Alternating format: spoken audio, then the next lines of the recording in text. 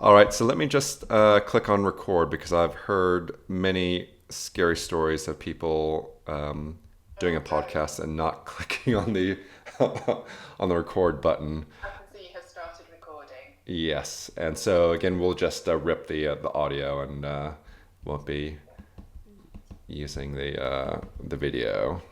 Yeah, cool. All right, so I will just kick off with the intro. Okay. Hello, everyone. Welcome to Distillery Sessions, the podcast from Distillery. My name is Peter Hoffer, and I will be your host for today's Distillery Session. Now, today I am joined by Rebecca Hirst, a marketing director who's worked on some of the best known brands in the world, including Coca-Cola, Samsung, and Kleenex. She's also a TEDx speaker and is on the mission to open doors for women in tech. Rebecca is also an entrepreneur. She's launched a coaching business called Glorious Wellness as she was fed up of seeing brilliant people burnt out and wanting to do something about it. And if that isn't enough, Rebecca is studying for a MSc in personalized nutrition and is very happy to be nerding out on nutrition science. Wow, I'm worn out just from that intro. Welcome, Rebecca. Thank you for that lovely intro. I love how you say entrepreneur. Rebecca Hirst. Great to be here, thank you. No, my pleasure, and we're really glad to have you on board. I know we have lots to talk about, and hopefully we could cover all those juicy subjects. But before we begin, could we perhaps learn a bit more about you and your recent roles? Yeah, sure. So most recently I was marketing director for Samsung in the UK. So I was there for 3.5 years. Okay. Prior to that, at the Coca-Cola, I couldn't say it, at the Coca-Cola company for 7 years. And before that, Kimberly Clark. This is kind of giving away my age. And then before that, I was in agency world. So I I went see. to Publicist Technology and Leo Burnett. So I think my career has kind of been tech and FMCG agency side, and then latterly client side. Hmm. Was that a intentional journey or a happenstance, sort of accidental journey? I think the switch from agency world to client side was absolutely intentional, because at the time I was working in agency on airline business. That's another bit of my resume we didn't really talk about, but that's kind of a little bit in the middle when I worked on Star Alliance and Lufthansa, United Airlines. Okay. And I've been in agency world for about 10 years at that point. Mm-hmm. And September the 11th happened. Ah. Some fell out of the airline advertising industry. And it was also the right time for me to, what I wanted to do was kind of see the other side of the coin. Yeah. So I loved my time in agency. I was an account director at that point. I loved being in that world.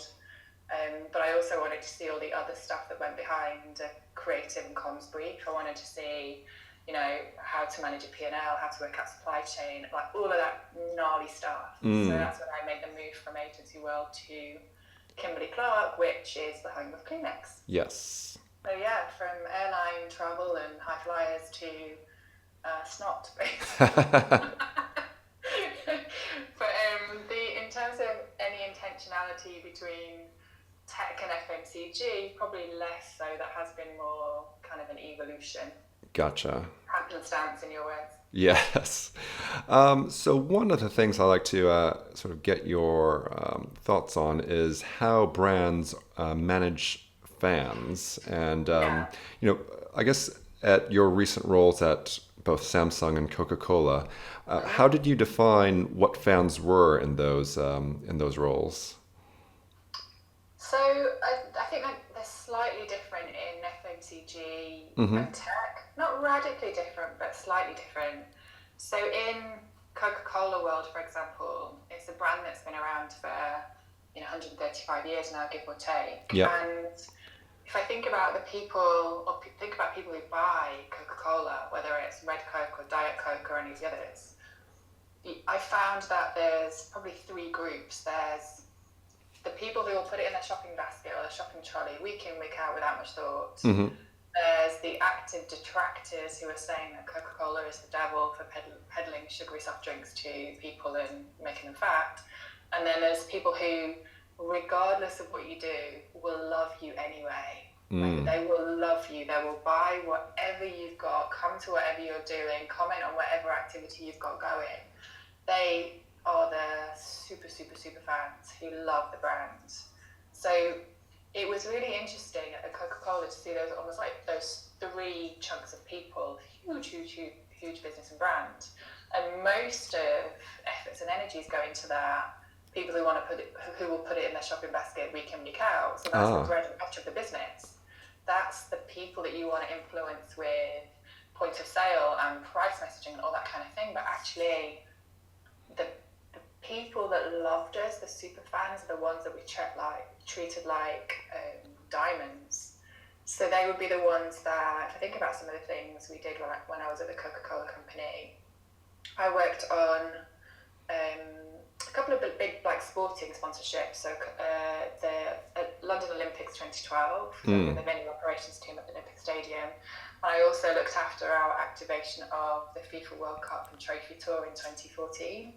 So an example of how we engage with fans in 2014 for FIFA was making sure that as many of our super fans as possible got to experience the trophy, which was brought on the Coca-Cola plane from, it's been around the world, but it's brought on a plane to Paris or to Stockholm or London, inviting super fans to experience that moment, to have their photograph taken with the trophy, to be treated like gold dust during that experience, so that they talk to as many of their friends and family and followers as possible. And this is back in the day when most people had an average of about 300 followers or friends. Yeah. So the world has changed dramatically since then, right, in terms of people's scope and reach. But the most important thing was treating them so well that they would tell all of their friends and family and followers and friends about that experience.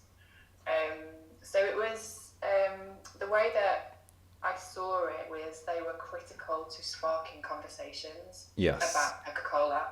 Like Coke talking about Coke, yeah, great. Yeah. But fans talking about Coca-Cola is a special thing because they're doing a lot of the hard work for you. Yeah.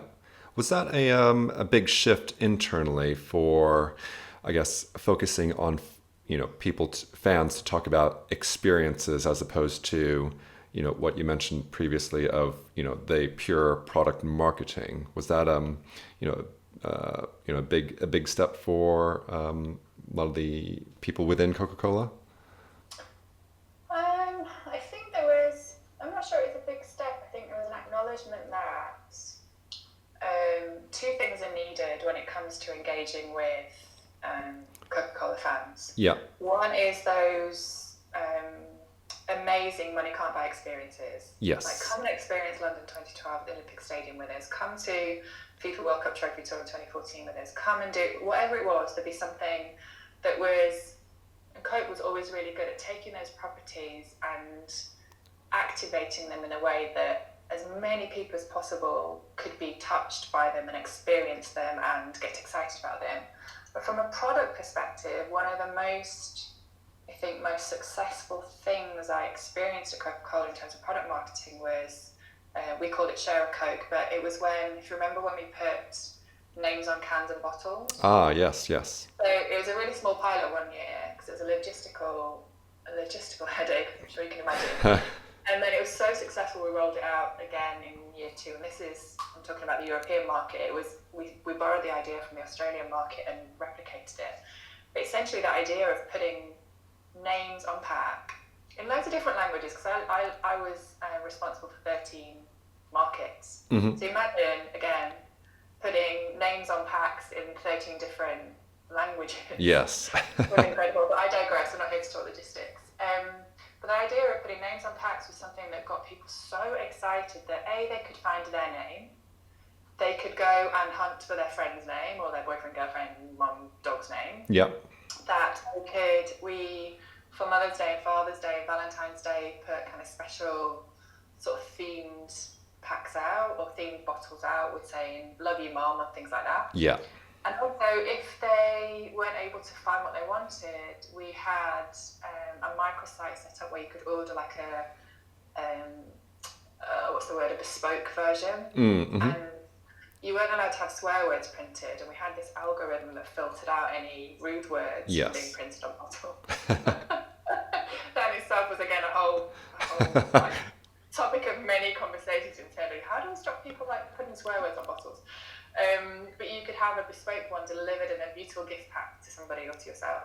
So the idea of being able to personalise a moment, personalise a bottle, felt really special to a lot of people. I mean, at the end of the day, it's a name on a bottle or a can of Coca-Cola or Diet Coke or Coke Zero. Sure. But the conversations that sparked and the amount of images that were taken of it and just the whole breadth, it was peer-to-peer, but in a way that we had never seen before. So that, for me, that's much more of an example of how product marketing, if you look at it through the lens of what's in it for not the brand, but for the end user, or the buyer, whatever you want to call them, the end consumer, they were excited by having their name on a bottle. Yeah. And it's been copied loads of times since by other amazing brands. And so I think that in itself says something that we are, there's something special about personalisation. Yeah. Even on it's £2 for a special bottle of Coke. But it feels like you're receiving very special attention from the brand, which again, you can then talk to your family and friends and reach that many more people that wouldn't have been part of that initial conversation with Coca-Cola. Completely. I still got a bottle downstairs. It's got my cat's name on it. So even just playing around with things like that, it brought some lightheartedness to it. Yes. And essentially, Coke's a brand about. The positioning is open happiness. It's not. It's got a long-standing history of being relevant for strong cultural moments in time. But at the end of the day, it's a sugary soft drink that gives you a little pep. It's fizzy and sweet, and it's a little moment of uplift. And that feeling of open happiness was sort of baked into the idea of putting names on bottles. Yeah. No, it's as you mentioned, often replicated across many different brands. Yeah, quite a few FMCG brands have done it since. Not going to name their names. But yeah, cool, great. We did it. We did it years back. Now I'll be interested to, get your take with your former Samsung hat on of how do tech fans differ from say FMGC or other industries. So I think for me one of the interesting things was Coca-Cola, your fans, your super fans. There are loads of them. There are tons of them. People have collected memorabilia for years, and there's many of them. And I think tech, in the true sense of a technology fan, and this is about a brand technology fan. So it's not tech fans for sake of tech fans. It's Samsung fans. Yes. There's far fewer of them because essentially instead of asking them to part with £2 or £1 for a can of Coke, you're asking them essentially potentially to part with hundreds or even thousands of pounds. So that means there are far fewer of them. But that said, there are fans who would be willing to queue around the block for each and every device that we launched. Yes. And that amazes me. It still amazes me. And what's also interesting about a Samsung fan, again, it's not tech in the broader sense, it's a Samsung fan, is they're really happy to be the black sheep. So there's this sense of pride that they have there while the rest of the world is buying what Apple is putting out, essentially. That Samsung fans are like, I'm not going to go that way. I'm happy to zig while everybody else zags. So they get a sense of pride from being, I guess, moving in a different direction to what they see as the pack. And so that basically means that they are proud of that. They are happy to engage with you. They're not fearful of telling you what they think. They will queue around the block for a £1,300 device.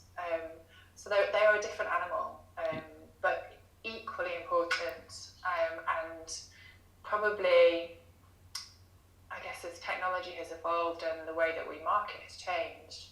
I was at Samsung from 2016 to 2020. Mm-hmm.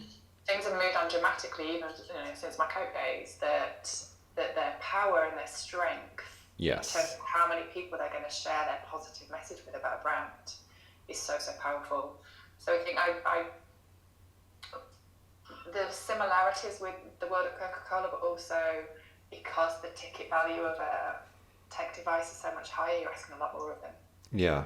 What were some of the ways you were able to harness that fan energy in Samsung?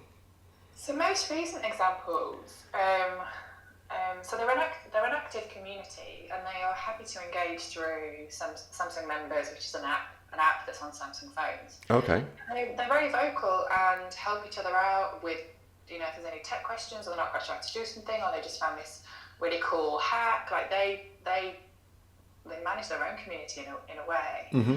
So first of all, harnessing the fact that they're there and engaged is really important by inviting them to unpack events. So for example, when we opened the Samsung Showcase store in Cold Drops Yard at King's Cross, it's a big kind of fancy launch party, and there's a press and tech journalists and the world and his wife there. Yep. And then our group of super fans, we ran a competition, because we didn't have endless space, but we had maybe 100 places for super fans to come and experience the Showcase store before anybody else. Oh.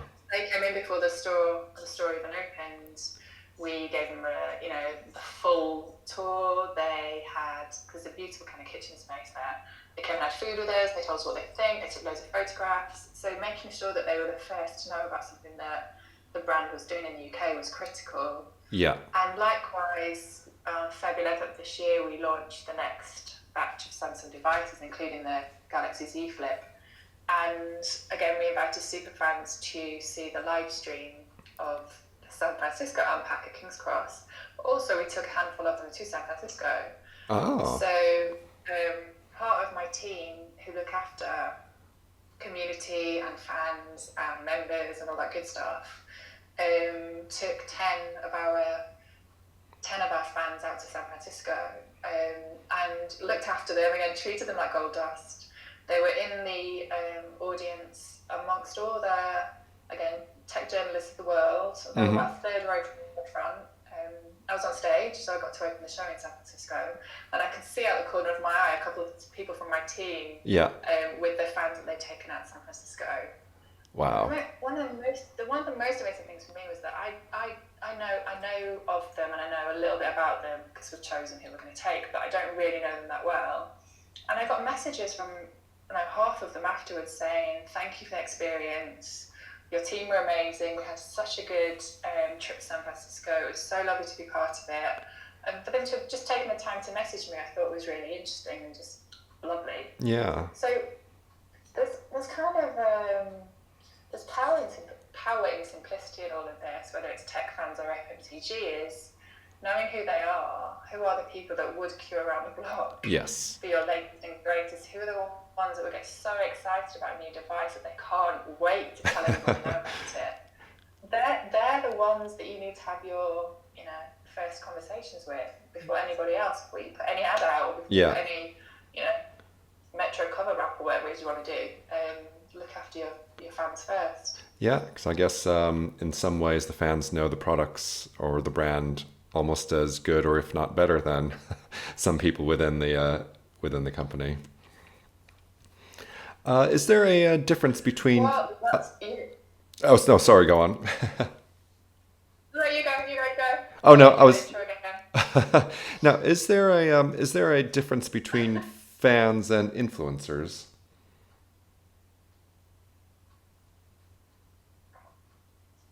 I believe so, yes.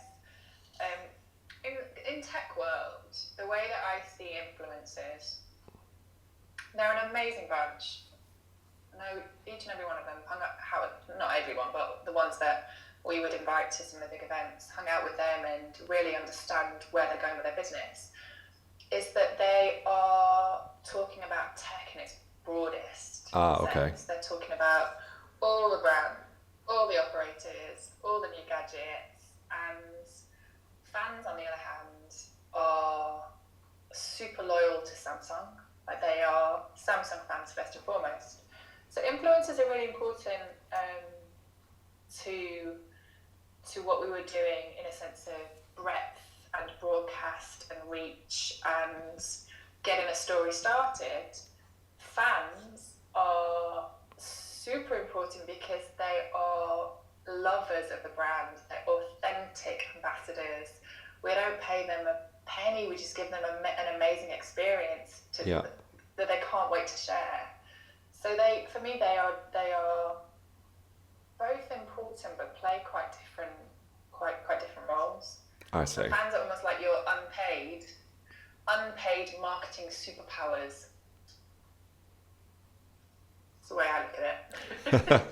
And I guess, as you mentioned a few times, it's just that emotion connection that, if they're willing to queue around the block or even to do something as nice as send you a thank you note, there's that emotion driving that behavior. Yeah, I agree. Emotion and passion and interest, all of that. Mm-hmm. Now, I would assume there would be a few times where the fans may give feedback that wasn't entirely complimentary. What in those circumstances, how would you, I guess, navigate that feedback, or how would other people within the organization take in that feedback? I think honestly, and this is kind of an ethos of Samsung, is to be humble. Mm-hmm. So even though Samsung is this mega brand, huge in many aspects and just kind of in many different facets of our lives, from a business ethos perspective, this idea of be humble was really important, particularly when it comes to listening to what your consumers, your fans, your detractors even are saying.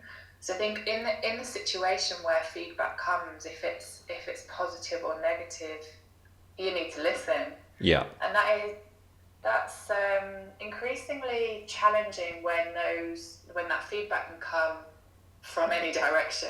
Yes. Think about it, could come through literally all of your social channels, or it could come through your consumer care hotline, or it could come through, so many different touch points. You have to be ready for that, which in itself is a logistical challenge, and you have to be prepared in terms of how you respond. What do I mean by that?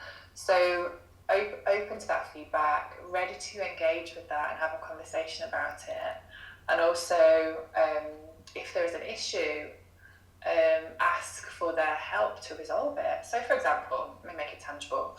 When Samsung launched Galaxy Fold back in 2019, so it's the device that folded from sort of tablet size screen in half into a phone. Okay. Size. It created a huge amount of buzz in the market. There was nothing else like it. And the first bunch of devices that were put into hands of tech influencers in the US had some challenges with them. Like one the screen started to go funny. Another one, someone tried to peel what was actually not a cover off the screen, peel it off so that the screen starts to lift. So there were so many potential PR pitfalls in that early seeding phase that we had to take a decision to delay the launch. Now, you can imagine this starts to create what feels like a firestorm. Yeah. But actually, we'd already had our press briefing in London, we'd invited journalists to come and get hands on with the device. There started to be some seeding of the messages of when it was due to come out. And we had to go out to press and to everyone that we'd engaged with and say, we're not launching it. We've got some issues. And we had expected, so internally, you can imagine everyone's on tenterhooks thinking this is the biggest news we've got of 2019. Yeah. It's all going down the can. But actually what happened was when we were honest with our audience, our fans, our journalists about what was happening, which is the tech's got a few bugs, we need to iron it out. We are going to launch this thing and it's an amazing device, but we're not going to do it until we're ready. It's going to be a couple more months.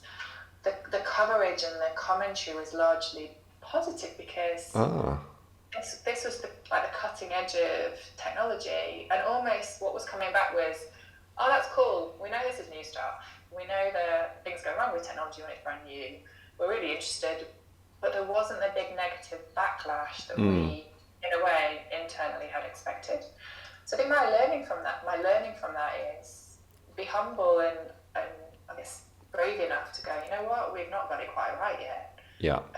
Stick with us, and also, can you help us? Like, what should we do next? And have a conversation with people who might have seen it or experienced it or be talking about it. Like, what would you do? And having that conversation. So, in a way, a negative situation, and actually I'm talking about positive feedback in a negative situation, but where there's negative feedback, not trying to sweep it under the carpet is critical, because it will bite you on the bum if you do. I think you have to go, okay, cool, tell me what you're thinking. Why do you think that? And it's different with I was thinking about all the different channels that feedback can come through now, and it is from every angle. Knowing when to engage and when not to engage has been part of this learning curve. Yeah. So on Instagram, for example, you're always going to get thousands of comments going. Sure. I just want to throw you on. My screen is cracked. And I haven't heard anything back from customer services in 6 weeks. You'll always get that, but then within that feed, there'll be something useful, something tangible, something that you need to act on. So part of the triage of looking at all of this feedback and the skill of the team who are monitoring it and choosing how and where to engage is being able to kind of cut through to what's just the usual people being just being idiots sometimes, and trying to take the piss, and also what's valuable and what you need to engage with. Yeah. And I guess that's where that sort of two-way relationship starts with your fans, to build the trust, so that when you do get to a point where maybe something doesn't go as originally planned, that there's that level of goodwill from the fans to help with that situation. Yeah, completely. That's for me, that's kind of a litmus test on how well you've cultivated your relationship with your fans. If you can, and it's, to be honest, it's usually not through say Instagram that conversation would happen. It's probably that conversation would probably be happening through Samsung members, where there's a very engaged, supportive community.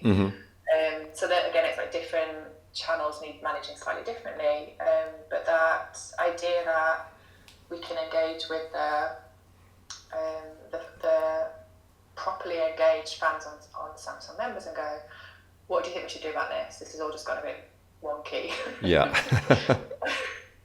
That's a good word. It's got a bit wonky. What do you think we should do? Help. If you were in charge, if you were marketing director for a day, what would you do?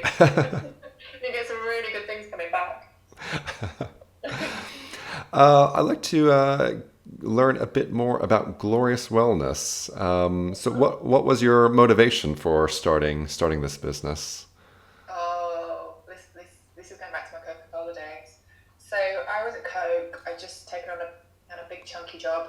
Yeah. And I was really struggling with my health in some ways, and one of the ways that I was struggling was my skin. So I had acne, I had eczema, and long story short, I went to see a dermatologist and also a nutritional therapist. And I found that there was a really strong connection between what I was eating and what was happening with my skin. And also my pretty full-on job, 13 markets, big business, super fast-paced, that's hard to say, was taking its toll. And I used that, I guess, experience to sort my own health out with the help of a dermatologist and a nutritional therapist to get more balance between work and wellness. I often think about a blend between work and wellness. I don't think there's a balance anymore. I think the two kind of have to live side by side. Yeah. And so I went on to study nutrition part-time whilst I was at the Coca-Cola company, which was kind of, weird for my brain to cope with. Someone said to me, your cognitive dissonance must have been very strong. I was studying sugar for a living and doing nutrition studies on the side. But it was a really important first step in my journey. I talk about it in my TED talk about how you have to trust your gut instinct about what's right for you, and that experience led me to study nutrition. Yeah. But ultimately, my experience at Coca-Cola and with my own health issues and skin issues, which are now sorted, made me open my eyes to the fact that these amazing people around me, and Coca-Cola and Samsung, one of the agencies I worked at, are full of the brightest, most brilliant, brainy, intelligent, awesome people. And more I was seeing them borderline burnt out, propped up on sugar, caffeine, alcohol, crappy food, donuts. And it made me realise that there wasn't much out there at that point in time to help people like me and like people around me manage their well-being so that they could be super productive, but also creative and energized and switched on at work, but also outside of work. So I went on to study nutrition, started Glorious Wellness to be kind of to help people who were doing these amazingly creative, brilliant jobs, big jobs usually, and needed to manage their energy, creativity, brain power.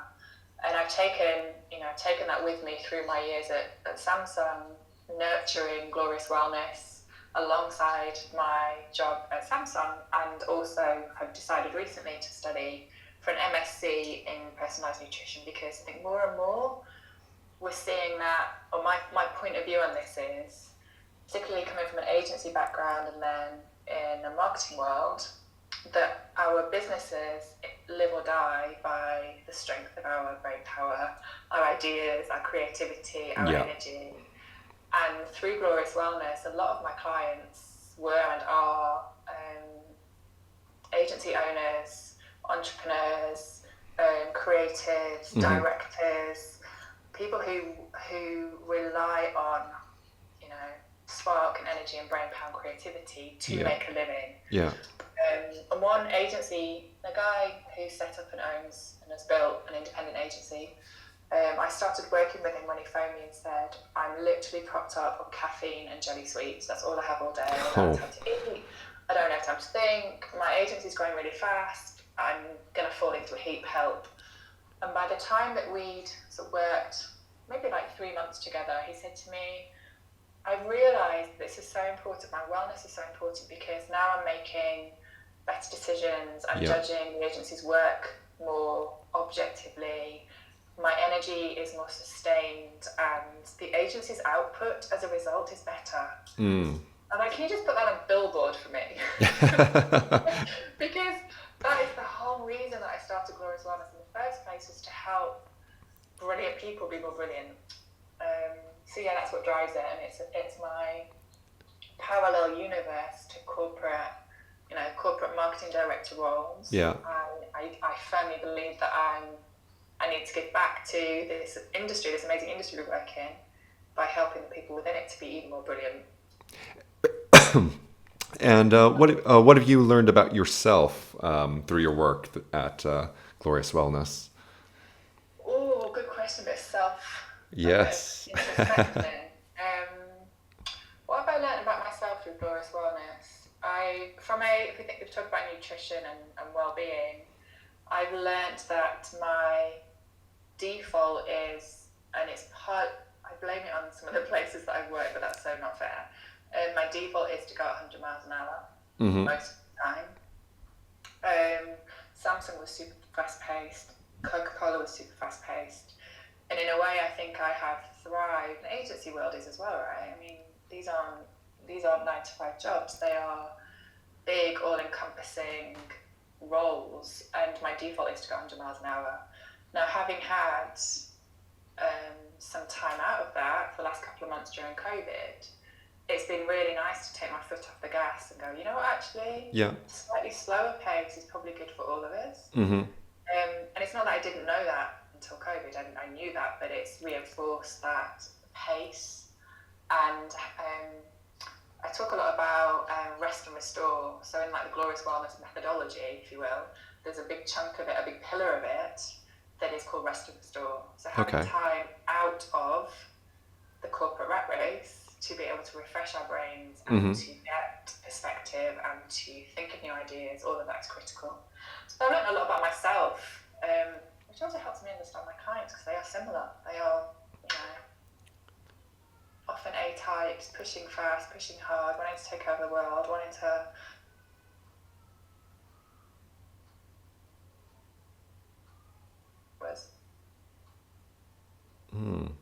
Yeah. I have just a couple of questions about diversity in the workplace because I know that's a big, a big passion point of yours as well. So I guess the first question I have is, why is it important within the workplace? Oh my God, how long have we got? So for me, diversity within the workplace is so important because there are so many studies that show that diversity of opinion and experience and knowledge, whether it's on the board or whether it's, at a leadership level or a managerial level or whatever across your teams, that the more diverse your business is, the more successful you will be a business. Pure and simple. I don't even know to quote the studies. There's loads out there that say your business will be better if the people within it are more diverse. Yeah. And secondly, because as a marketeer, wanting to influence a group of people that are not reflected in your creative teams or in your brand team or in your media buying team, how can you influence a diverse, population in the UK if decisions are being made by people whose backgrounds are similar? You can't. I think you have to reflect the amazingly broad, diverse consumer base that you're trying to influence, which, from a tech perspective, is quite challenging. And when I joined Samsung, I didn't actually want to join, which is it's kind of an interesting place to end up being marketing director, and you didn't really want to join. I was freelancing in the marketing team, and I was at an away day in the summer of 2016, and it was one of those beanbag TP occasions where you're sort of sat in a field on a beanbag in a TP in a field somewhere. Yeah. And one of the big bosses stepped up on stage and said, "This amazing piece of technology coming down the line from Korea. This is what we've just been to see. Here is the product team." And then showed a picture of all men, all in their 50s, all in suits. And it made me so angry, so angry, that I had to grab him at the interval and say, "What? It's a 21st century tech company. All of the decisions are being made by a group of people they have no diversity amongst them whatsoever." And he said, "Well, come and help me change it then." And that's when I thought, oh shit, what have I done? And then you said, come and be marketing director eventually.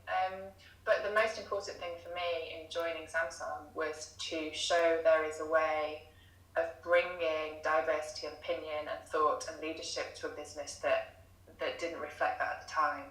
And I was passionate about, particularly for, there weren't many women in senior roles at Samsung at that point in time, paving a way for other women at Samsung to show, look, if I can do it, you can do it. And if I can get a seat at the table, so can you.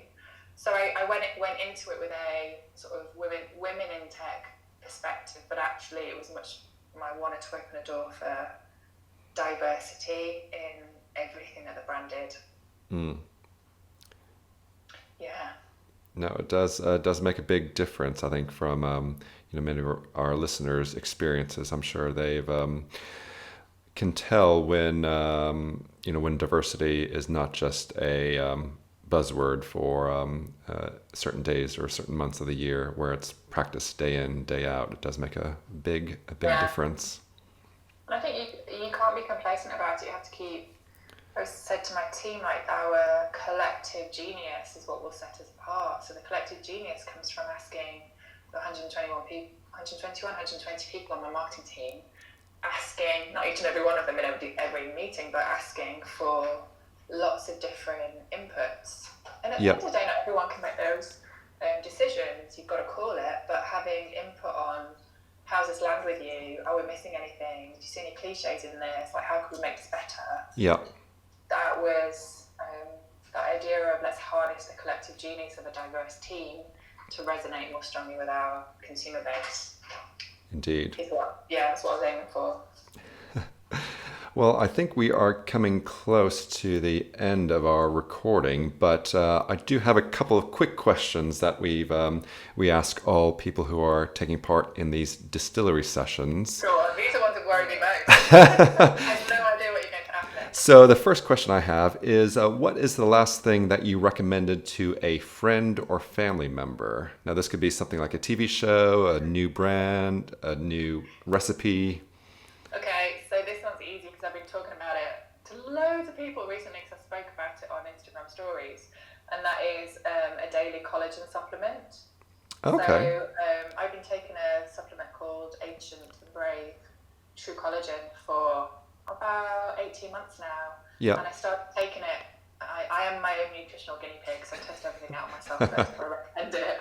And I took it because my finger joints were getting sore, and one of the founders of Ancient and Brave is an ex-stunt woman. I was like, surely she must know a thing or two about injuries and whatnot. Yeah. So long story short, I found it invaluable, and I've been recommending it to anyone who listens. So yeah, collagen.